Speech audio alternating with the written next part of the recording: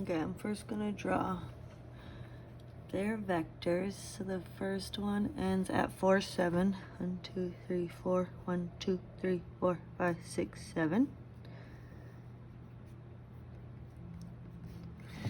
And then the next vector ends at 5, 3. So 1, 2, 3, 4, 5. 1, 2, 3.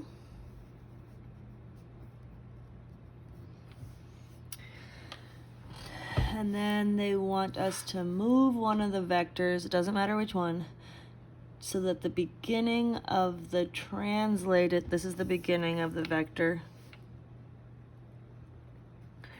The beginning of the translated vector is at the end of the other vector.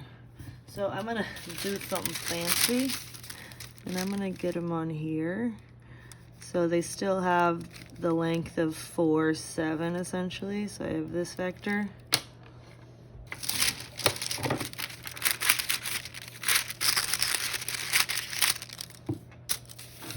And then this guy has basically the dimensions of 5, 3. So I have this vector.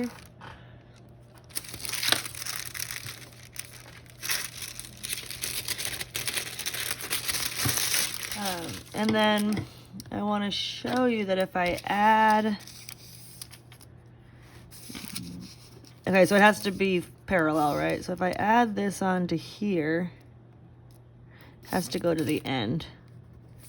So if I add that perfectly onto there, essentially it's a vector that from this tip would go over 5 up 3, so over 5 up 3. So that would be the vector. So that would be if I moved this vector up here. But I also could have moved this vector on top of the second vector. So this is vector addition. But what ends up happening is no matter, I should do that a little bit better. So from the top of this vector, we went over 4, up 7, so it got us there. So no matter which one we added, the resultant vector, which is a vector that's going to go from the beginning of the first vector to the end of the second vector, the resultant vector is going to be the same. No matter if we were like, I'm going to move this guy to be up here, or if we were like, I'm going to move this guy to add on top of there. So no matter which one we did, we would get the same resultant vector. And again, the resultant vector is what you get when you add two vectors together. So if you're taking notes, I would probably resultant vector. It's the vector created. It's the resultant vector. It's the result of adding vectors together. So it's the result. It's the vector created by adding multiple vectors. It doesn't have to be 2, but we're going to start with 2. And my handwriting is still really good. So let's go ahead and move this. I'm going to color code them just because I'm fancy.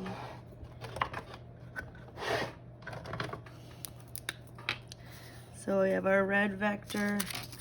Again, if I were to add my red vector on there, my resultant vector would be that thing, starting here, ending there.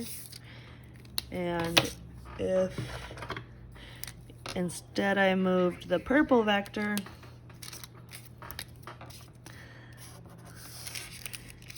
to the end of that vector, I would still get the same resultant vector. So another thing you want to make sure you're doing is when you add vectors, adding vectors,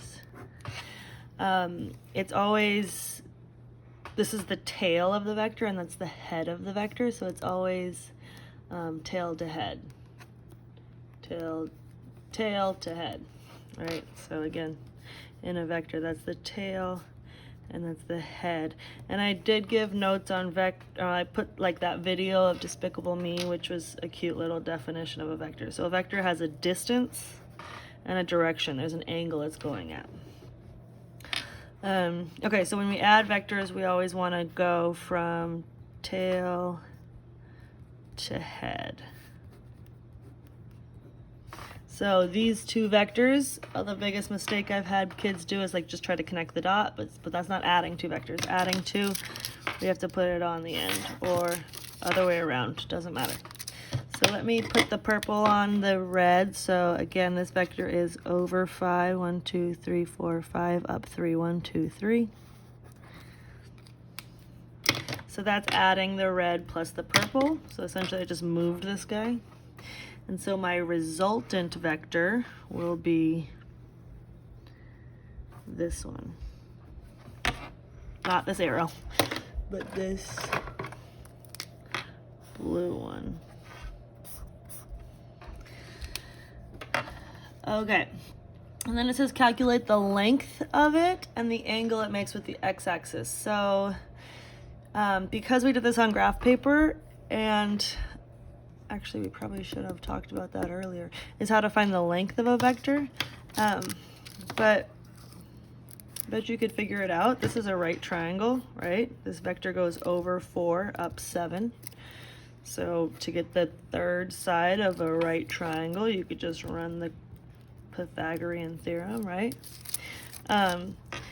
So we could just figure out what these two lengths are and then run the Pythagorean theorem to answer the question number 2 on this. So I'm on the exploration on page 462. I don't want to talk too long.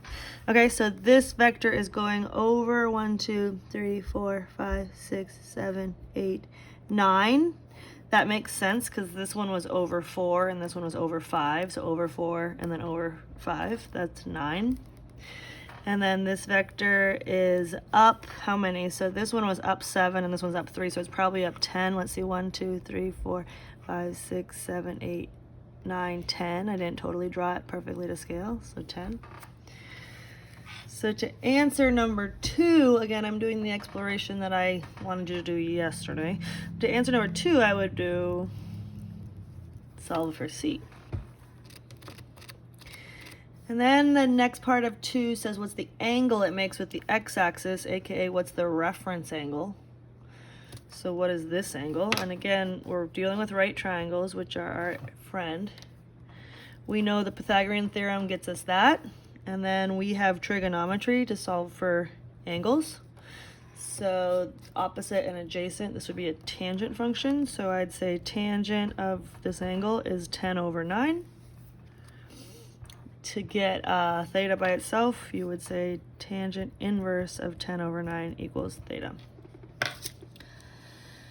All right, so that covers 1 and 2. Number 3, the two given vectors and the result